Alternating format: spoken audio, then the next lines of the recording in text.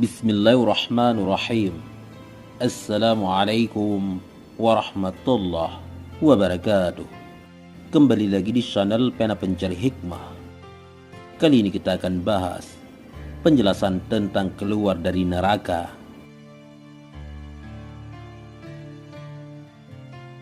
Jangan lupa subscribe video ini, komen, dan berlangganan, serta bagikan video ini agar bermanfaat bagi semua. Kemudian umat Nabi Muhammad SAW menyeru di dalam neraka Jahannam, "Ya Hannan, wahai zat yang maha pengasih. Ya Mannan, wahai zat yang maha memberi selama 1000 tahun. Ya Qayyum, wahai zat yang maha berdiri selama 1000 tahun. Ya Arhamar Rahimin, wahai zat yang paling penyayang di antara para penyayang selama 1000 tahun. Tatkala Allah yang Maha Luhur telah memberlakukan hukum dan keputusannya, Ia memerintahkan malaikat Jibril alaihissalam sembari berkata, "Wahai Jibril, apa yang dilakukan oleh orang-orang yang maksiat dari golongan umat Nabi Muhammad?" Malaikat Jibril pun menjawab, "Wahai Tuhanku, Engkau lebih mengetahui keadaan mereka daripada aku." Lalu Allah berkata, "Pergilah dan lihatlah bagaimana keadaan mereka." Malaikat Jibril pun pergi menemui malaikat Malik, dan ia berada di atas sebuah mimbar api di tengah-tengah neraka Jahannam. Tatkala malaikat Malik melihat malaikat Jibril, ia pun berdiri sebagai bentuk mengagungkan malaikat Jibril. Malaikat Malik pun bertanya, "Wahai malaikat Jibril, apa yang membuatmu memasuki tempat ini?" Lalu malaikat Jibril menjawab, "Apa yang telah kamu perbuat pada orang-orang yang maksiat dari golongan umat Nabi Muhammad SAW?" Malaikat Malik menjawab, "Alangkah buruk keadaan dan sempitnya tempat mereka. Api neraka telah membakar jasad-jasad mereka. Api neraka telah memakan daging-daging mereka, dan tersisa wajah dan hati mereka yang memancarkan cahaya keimanan." Malaikat Jibril pun berkata, "Angkatlah, bukalah hijab atau penghalang sehingga aku melihat mereka." Lalu malaikat Malik memerintahkan para malaikat penjaga neraka. Lalu diangkatlah hijab dari mereka. Tatkala mereka memandang malaikat Jibril dan melihatnya sebagai sebaik-baik makhluk, maka mereka mengetahui bahwa ia bukanlah tergolong malaikat siksa. Mereka pun berkata, "Siapakah hamba ini yang mana tidaklah datang seorang pun yang lebih baik-baik daripadanya?" Malaikat Malik pun menjawab, "Ini adalah malaikat Jibril yang telah mendatangi Nabi Muhammad dengan membawa wahyu." Tatkala mereka mendengar sebutan nama Muhammad sallallahu alaihi wasallam, mereka semua menjerit sambil menangis dan mereka berkata, "Wahai malaikat Jibril, sampaikanlah salam kepada Nabi Muhammad dari kami dan kabarkanlah kepada beliau tentang buruknya keadaan kami. Kami telah dilupakan dan kami telah ditinggalkan di dalam neraka." Malaikat Jibril pun pergi sampai ia sowan ke hadapan Allah yang Maha Luhur. Allah yang Maha Luhur pun berkata, "Bagaimana kamu melihat umat Nabi Muhammad?" Malaikat Jibril pun menjawab, "Alangkah buruk keadaan dan sempitnya tempat mereka." Lalu Allah berkata, "Apakah mereka meminta sesuatu?" Malaikat Jibril pun menjawab, "Iya wahai Tuhanku, mereka meminta agar aku menyampaikan salam kepada Nabi Muhammad SAW dan mengabarkan tentang buruknya keadaan mereka." Allah pun berkata, "Pergilah dan sampaikan salam itu." Malaikat Jibril alaihissalam pun pergi menemui Nabi Muhammad dalam keadaan menangis. Sedangkan Nabi Muhammad di dalam surga berada di bawah pohon Tuba, di dalam tenda yang terbuat dari dur atau mutiara putih. Tenda itu memiliki 4000 pintu. Setiap pintu terdapat 2 daun pintu. 1 daun pintu dari emas dan 1 daun pintu dari perak putih. Apa yang membuatmu menangis wahai saudaraku, wahai malaikat Jibril? Malaikat Jibril menjawab, "Wahai Nabi Muhammad, jika kamu melihat apa yang aku lihat, maka pasti kamu akan menangis lebih keras daripada tangisanku. Aku telah mendatangi orang-orang yang maksiat dari umatmu, yaitu orang-orang yang disiksa. Mereka menitipkan salam kepadamu. Mereka mengatakan, alangkah buruknya keadaan dan sempitnya tempat kami. Dan mereka menjerit meminta tolong, wahai Nabi Muhammadku. Kemudian malaikat Jibril berkata, dengarlah jeritan mereka. Mereka mengatakan, wahai Nabi Muhammadku. Nabi Shallallahu Alaihi Wasallam pun mendengar mereka. Lalu beliau berkata, kusambut panggilan kalian. Kusambut panggilan kalian, wahai umatku.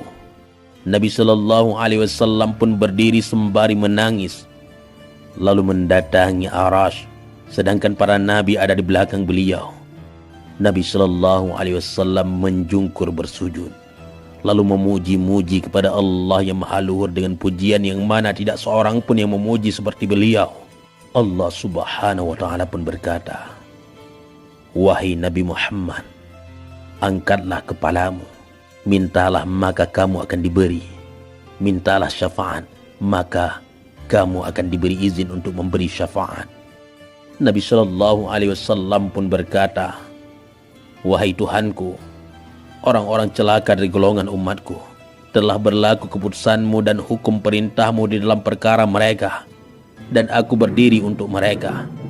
Maka berilah aku syafaat di dalam perkara mereka. Allah yang Maha Luhur pun menjawab, aku telah memberikanmu syafaat di dalam perkara mereka.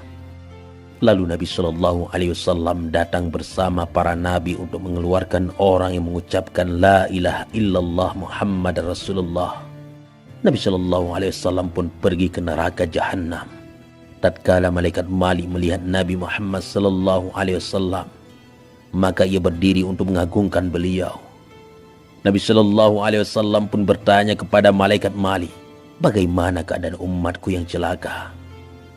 Ia pun menjawab, alangkah buruk keadaan mereka dan sempitnya tempat mereka.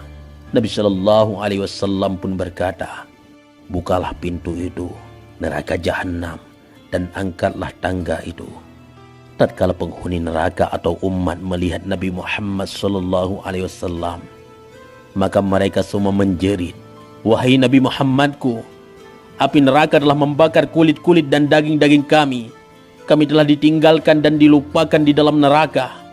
Nabi Sallallahu Alaihi Wasallam pun menyampaikan alasannya kepada mereka, karena sesungguhnya aku tidak mengetahui keadaan kalian. Mereka semua pun dikeluarkan dari neraka Jahannam, dan mereka telah menjadi arang. Api neraka telah memakan mereka. Nabi Shallallahu Alaihi Wasallam pun pergi membawa mereka menuju sebuah sungai yang berada di sekitar Arash. Sungai itu dinamakan Nahrul Hayat, sungai kehidupan. Mereka pun dimandikan di dalam sana, lalu keluar dalam keadaan muda, tanpa bulu, tanpa jenggot, lagi bercelak mata. Seolah wajah-wajah mereka seperti bulan, tertulis pula di atas kening mereka, mereka ini adalah orang-orang yang dibebaskan Allah yang Maha Pengasih dari dalam neraka. Mereka pun memasuki surga. Lalu mereka merasa dikucilkan di dalam surga. Mereka pun memohon kepada Allah untuk menghapus tulisan itu dari mereka. Lalu Allah pun menghapusnya dari mereka. Lalu tatkala penghuni neraka atau orang kafir melihat bahwa orang-orang Islam telah dikeluarkan dari dalam neraka, mereka berkata, andai kami adalah orang-orang Islam dan kami dikeluarkan dari neraka. Itu adalah firman Allah yang Maha Luhur. Rubama yawaddul ladzina kafaru law kanu muslimin. Orang-orang yang kafir itu seringkali nanti di akhirat menginginkan kiranya mereka dahulu di dunia menjadi orang-orang muslim.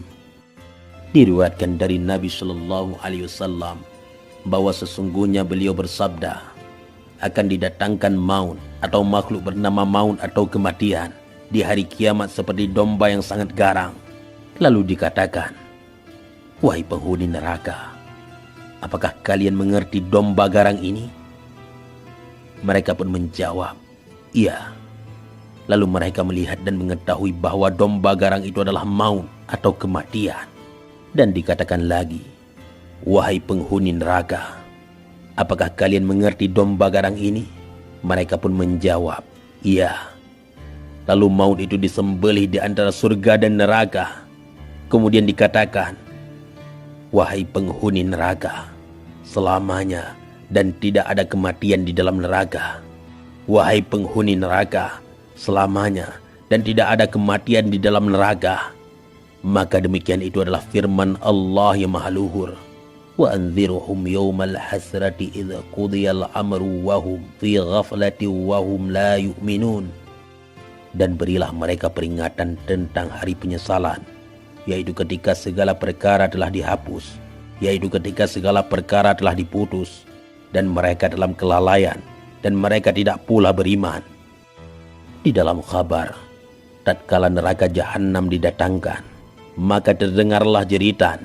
Lalu setiap umat berlutut di atas lutut mereka karena takut dan bingung. Dan itu adalah firman Allah yang maha luhur. Wa tara kulla ummatin jathiyah, kulla ummatin tud'a ila kitabihal yawma tujzauna ma kuntum ta'malun. Dan pada hari itu, kamu lihat tiap-tiap umat berlutut. Tiap-tiap umat dipanggil untuk melihat buku catatan amalnya. Pada hari itu kamu diberi balasan terhadap apa yang telah kamu kerjakan. Lalu tatkala mereka melihat neraka dan mendengarkan jeritannya, sebagaimana Allah yang maha luhur berfirman, idza ra'athum min makanin ba'id sami'u laha taghayyuzan wa zafira. Apabila neraka itu melihat mereka dari tempat yang jauh, mereka mendengar kegeramannya dan suara nyalanya. Dari perjalanan 500 tahun, maka setiap orang mengatakan, diriku, diriku. Bahkan sampai Al-Khalil Nabi Ibrahim alaihissalam, Al-Kalim Nabi Musa alaihissalam, kecuali Al-Habib Nabi Muhammad sallallahu alaihi wasallam. Maka beliau mengatakan, umatku, umatku. Tatkala neraka jahanam telah didekatkan, maka beliau berkata, wahai api neraka, demi hak orang-orang yang sholat, demi hak orang-orang yang bersedekah, demi hak orang-orang yang khusyuk, dan demi hak orang-orang yang sabar, maka kembalilah. Namun api neraka tidaklah kembali. Lalu malaikat Jibril alaihissalam berkata kepada neraka jahanam, demi hak orang-orang yang bertobat, air mata dan tangisan mereka atas dosa-dosa, maka kembalilah. Lalu api neraka pun kembali. Lalu didatangkanlah air mata orang-orang yang maksiat, kemudian disiramkan ke api neraka, maka matilah api neraka itu, sehingga ia menjadi seperti api dunia yang mati sebab air dan debu. Di dalam khabar, tatkala para makhluk dikumpulkan di dalam mahsyar dan didatangkan neraka jahanam kepada mereka dalam keadaan terbuka pintu-pintunya, api neraka pun mengiringi penghuni mahsyar dari sisi depan, sisi kanan, dan sisi kiri mereka. Mereka pun memohon pertolongan kepada Nabi Shallallahu Alaihi Wasallam dan kepada malaikat Jibril Alaihissalam. Lalu Allah berkata, wahai Nabi Muhammad, janganlah takut, kibaskan debu kepalamu. Beliau pun mengibaskan. Lalu Allah menjadikan debu kepala beliau sebagai mendung hujan yang berhenti di atas kepala orang-orang mukmin. Lalu Allah berkata, wahai Nabi Muhammad, kibaskanlah debu jenggotmu. Beliau pun mengibaskan. Lalu Allah menjadikan debu jenggot beliau sebagai tutup atau penghalang di antara mereka dan di antara api neraka. Kemudian Allah memerintahkan beliau untuk mengibaskan debu dari tubuh beliau. Beliau pun mengibaskan. Lalu Allah yang maha luhur menjadikan debu dari tubuh beliau sebagai karpet atau hamparan di bawah telapak kaki mereka dan mencegah mereka dari api neraka ladha lantaran berkah Nabi Muhammad sallallahu alaihi wasallam. Telah datang di dalam khabar, didatangkan seorang hamba di hari kiamat. Unggullah amal-amal buruknya melebihi amal-amal baiknya. Malaikat pun diperintahkan membawanya ke dalam neraka. Lalu berkatalah sehelai bulu dari bulu-bulu kedua matanya, dan bulu itu mengatakan, wahai Tuhanku, sesungguhnya Rasulmu Nabi Muhammad SAW bersabda, dimanapun mata yang menangis karena takut kepada Allah yang maha luhur, maka ia mengharamkan pada neraka. Maka sesungguhnya aku pernah menangis karena takut kepadamu, maka selamatkanlah aku dari neraka. Lalu Allah yang maha luhur pun mengampuni hamba itu dan menyelamatkannya dari neraka sebab berkah tangisnya karena takut kepada Allah di dunia. Kemudian menyerulah zat yang menyeru, Fulan bin Fulan, telah selamat sebab berkah sehelai bulu. Wallahu a'lam bissawab. Mudah-mudahan ini semua bermanfaat. Assalamualaikum warahmatullahi wabarakatuh.